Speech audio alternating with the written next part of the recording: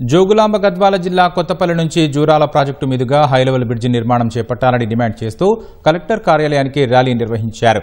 గద్వాల నుంచి ఆత్మకూరుకు 9 కిలోమీటర్లు మాత్రమే ఉంటుందని, ఇక్కడ బ్రిడ్జి లేకపోవడంతో ఆత్మకూరుకు వెళ్లాలంటే జూరాల ప్రాజెక్టు చుట్టూ తిరిగి సుమారు 35 కిలోమీటర్లు వెళ్లాల్సిన పరిస్థితి ఏర్పడిందని గ్రామస్తులు ఆవేదన వ్యక్తం చేశారు. ఈ బ్రిడ్జి నిర్మాణం చేపడితే ప్రజలకు, రైతులకు అందరికీ అన్ని విధాలుగా ఉపయోగపడుతుందని తెలిపారు. కొందరు స్వార్థపరులు బ్రిడ్జి నిర్మాణం జరగకుండా ఆపాలని చూస్తున్నారని, అందుకే ధర్నా చేపట్టి కలెక్టర్కు వినతిపత్రం అందజేశామని అన్నారు.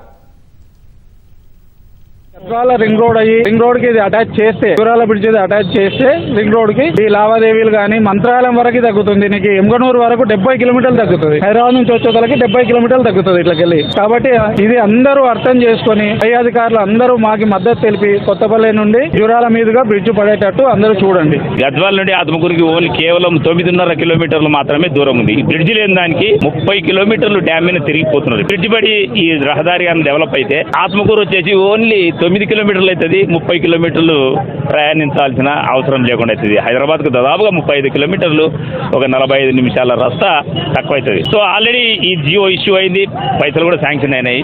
అయితే కొందరు భారతపరులు దీన్ని పైనకి తీసుకుపోవాలా, డ్యామ్ కిందనే వేయాలా, నదిమల్ల కాడ వేయాలన్నట్టు ధర్నా చేసి మాకు వచ్చిన జీవోని మళ్ళీ రద్దు చేయాలన్నట్టు కొంత ఒత్తిడి చేస్తున్నారు అధికారుల మీద.